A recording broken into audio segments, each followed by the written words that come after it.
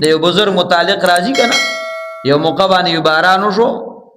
ناغه بزرګ ویړه کې وی چې یاره دا په دې موقع باندې ټیک نو دا چې په پلان کې موقع شوی وي الله رب العالمین ورته الهام کوي دا دون اختیار له چا درکړي دي چې ته الله له اوس مشورې مورکې چې په دې ټیم پکارو په دې ټیم نو پکار دا اختیار خو تا ته نه له حاصل نظر توبه تائب شه چې مانو خطا وشو نو دا ټول تقدیرات الله رب العالمین مقرر کړی دي دا الله پاک لیکلي فرشتو ته حواله دي د دې وجن مزید وضاحت عبد الله ابن مسعود رضی الله عنه فرمایي دا انسان دلا پیدا شوی نه دی د صرف د غوخه ټوټه جوړه شوی دا وای فرشتہ الله رب العالمین مقرر کړي ا فرشتہ الله پاک ته وای ذکر ام انثى یا الله دا بنارینی کدا بزنانی دا الله پاک فیصله راشي یا نارینه دی یا زنانه دی بیا فرشتہ الله پاک ته وی اشقی ام سعید یا الله نیک بخت دی که بدبخت دی دا الله پاک فیصله راشي د دلیک دا د شقاوت یا د سعادت ته فرشتہ غ نوٹ کی فرشتہ بیا د الله نه تپوس کی اے ربی اے زما رب فمر رزق په سمری الله پاک وی دومره بیا فرشتہ وی اے ربی فمل اجل نیټه به کلی الله وی دومره دلا روح بده کی اچول شوی نه دی او فرشتي ته حواله شي چې دا نیک بخت بدبخت له دا نارینه دی که زنانه دی رزق په سمری او نیټه به کلی بس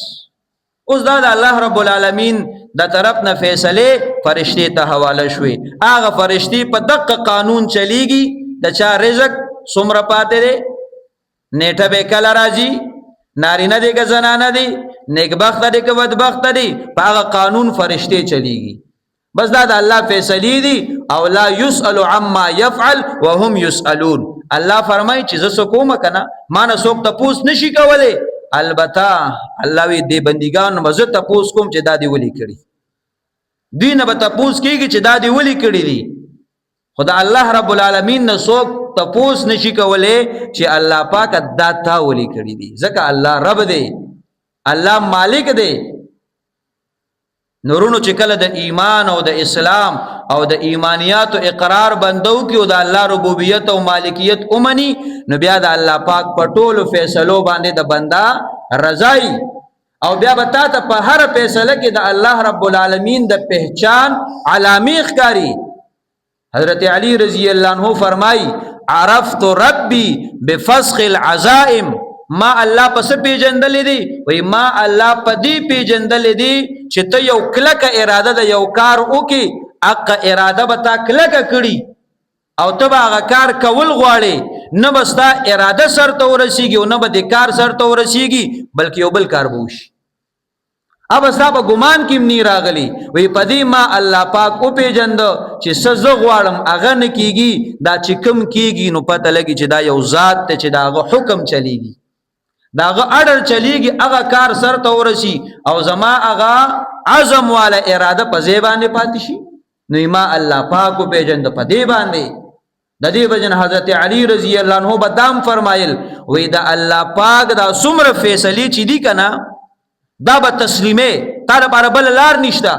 د دې به تفتیش نه کې ولی وې بحر عمیق لا تلج وی دا الله پاک دا فیصله دا مقادیر او تقدیرونه دا یو ډوب دریاب دی ګوره دی کې داخل نشي دی کې بلاوشي ساره پاره د سلامتی لار دادا بس چې دا الله پاک خالقیت او مالکیت ته منلې او ربوبیت ته منلې بس دا الله فیصلو تم تیار شه نو د دنیا دا تغیرات دا نظام پدې کې کله خوشحالي راشي کله خفګان راشي کله یو حال دی کله بل حال دی بس دا الله فیصله ده او زما او صاحب دې باندې رضا ده